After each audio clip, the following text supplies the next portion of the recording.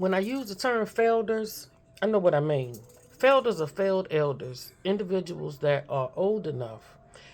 Well, first of all, if I say Failder and you failed elder, that's the equivalent of old heads, old G's. The people that's supposed to be um, head of the village now. But as we know, the village is overrun by idiots. And those of us who want to be sensible in the village are attacked by the Failders. And therefore, when you attack the Failders, the idiot children that are begotten by the Faildership, so it won't be any improvements except by a small handful. So, and to prove my point, it's already proven when you watch TV every day or watch anything on social media. But a young man, the DC rapper, was watching an interview with him the other day. Mind you, this young man was just released from jail not too long ago. The latest arrests were for attempted murders. Now, one he was arrested for, the other one he got while he was inside the jail. And he says this on camera. So the question one is, why is he out again? I mean, he has a lengthy juvenile record. And now he has a adult record. He's all over the internet because that's what they do. They talk about one another. They threaten one another. They get on their rap songs and rap about. Anyway, but what he said was very interesting. And the young man, nice looking young man, he seems to talk okay.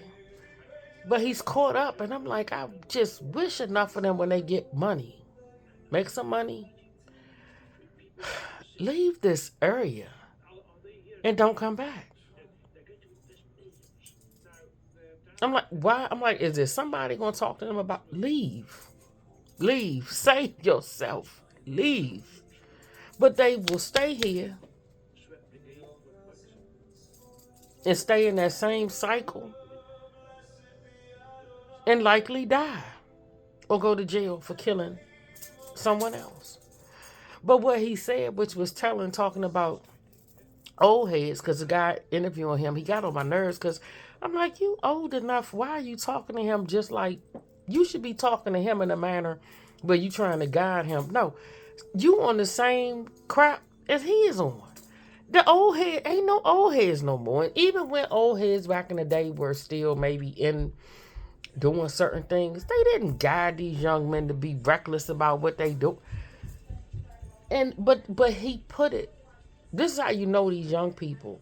They know something wrong with the. They know something is wrong with the. They know something is wrong with older people. The guy was asking him, well, as a whatever year old, what would you say to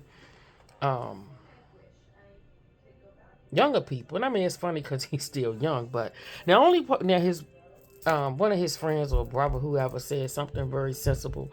He was like, I would tell them, don't get into this lifestyle. But if you're going to get into it, and I can't be mad at him for that because I appreciate him saying, don't get into this lifestyle. He said, but if you're going to get into it, make sure you do stuff with somebody that you really trust. And then they was talking about how, because niggas going to tell them you ain't going to do that.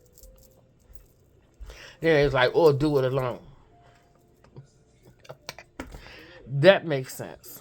Even though I don't like that, but I mean, at least he didn't lead with that. He did say, don't get into this lifestyle. But then back to the young man that was being interviewed. He said, no, because the guy, the not old head, wise old head, the same minded as him. He asked him what was the best advice or he's gotten from an old head. And he was like, I don't get too much. Basically, he was saying, I don't get too much good advice from old heads because you can tell me one thing about, man, when you get XYZ amount of money, you need to put it up or you need to don't spend it, do this, that, and the other. He said, but then I turn around and see the same old head nodding off on fentanyl and this, that, and the other. So you talking to me about money that you don't have and things that you don't do yourself. See, they don't have, but to me, what he was saying is, you got the nerve to tell me how I'm supposed to be moving, but you can't move no better. And not moving no better. You sloppy. And the old head could very genuinely be, and it's good advice, because he don't want to see him long term end up like him. That's because that's basically what he doing. But what the young man is saying, you telling me this, but look at you. Now, how you going to take somebody, just like the guy that was interviewing him? I know this Negro had to be maybe 40s, late 40s, early 50s. You talking the same way, saying the same thing as they do. And yeah, you can talk maybe a few things like them, or so they can relate. But you basically, you calling young girls bees, just like they do. These young men and the girls now, they call each other B, nigga, that's my nigga, that's my B, that's my... I don't remember ever growing up and a young man, none of the guys I dated ever said, yeah, this my bitch LaShawn. No.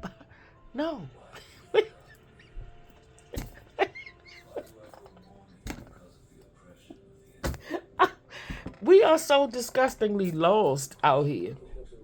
But when you talk about it, or try to correct it, or say that there's something wrong, it's people my age. Oh my God. Then y'all got the nerve to be some of the bougiest bammers. My age. Oh, well, they just, you gotta, that's just how they talk. Why? Why? Because you ain't saying nothing? Because it's so upside down and backwards. Or you just don't accept it, like the lady said, the one that corrected the girl about the bonnet, and people was mad at her, and she was saying that's because most of them, y'all done already gave up on them, or don't think that y'all already don't see them as able to be nothing else. So you keep them in that same bucket. Isn't that basically what your beloved people have told you and sold you? This didn't used to be. It was a small segment of people that had that mentality. How did this mentality grow to the point where you have people that are so-called out here living in nice homes, driving nice cars, going as many vacations as they like, saying the same stupid thing, and basically growing hood mentality? But you got this young guy. They're not dumb. That's what I'm saying. No generation is ever dumb. We weren't dumb. Even when we was doing dumb stuff. But thank God we had elders that weren't dumb and weren't going to allow us to think that we were dumb or that it was okay to be dumb. I remember the things my grandfather told me when I was being dumb. And then when I look back now and I think about a lot, I'm like, wow, I wonder what he would say to these young people. I said, no, he probably be sitting here like, what in the world y'all done did to these children? Because that's right. What have we done to these children? Sure enough haven't done no God or Jesus with them. We done given them the counterfeit. A lot of y'all done gave them the counterfeit Jesus. The Jesus that don't save. The Jesus that don't save. Y'all talking about offense. Y'all know Jesus, how Jesus talk to people? And I'm talking about the fake Pharisees puffed up. He ain't cut them people no slack.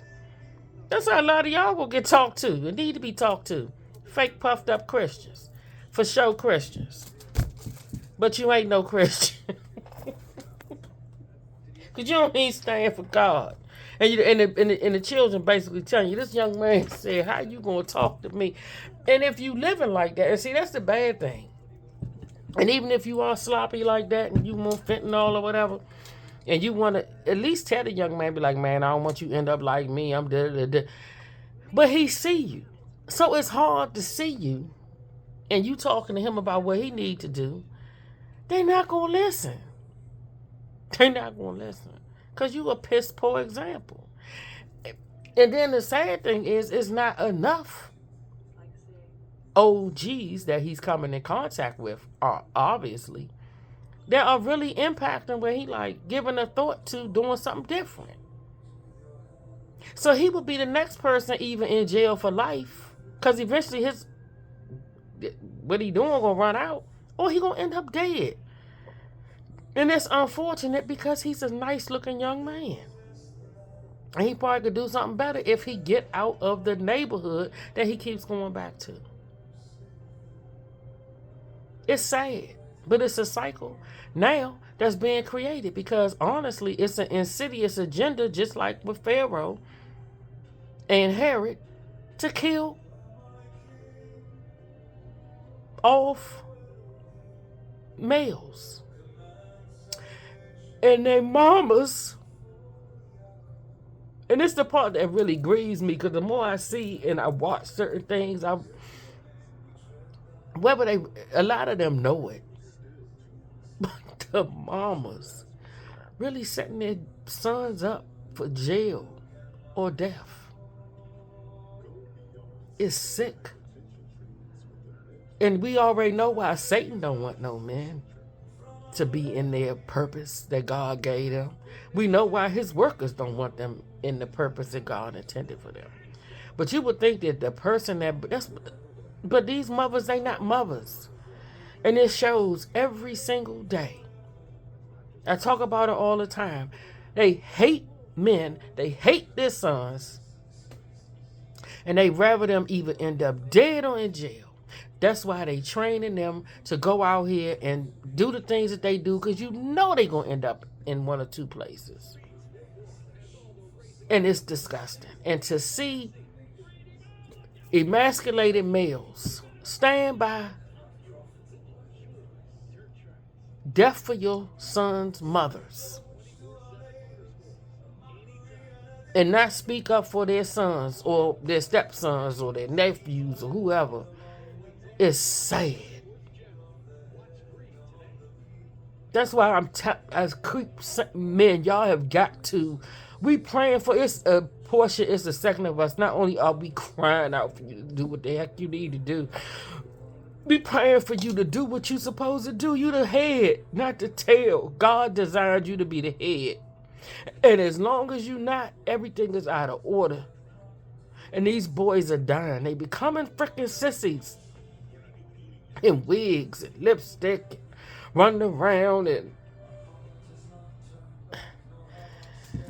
look at the girls now, horn out here. They just as deadly as the dudes.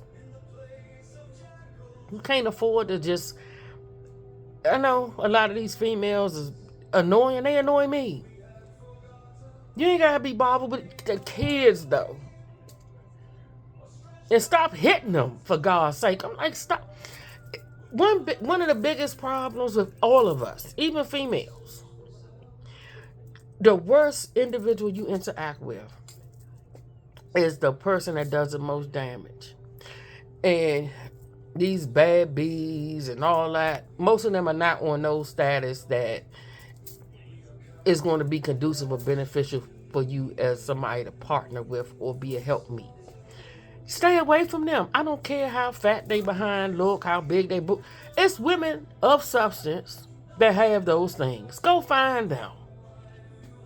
These tricks are these little trickable. They're easy to find. They're everywhere. They're everywhere. Because if you get them pregnant, or God forbid they catch feelings for you, dude, it's a wrap. They're not worth it. If all they offering is, in their terms, neck, brain, and good poo-poo, you don't need it.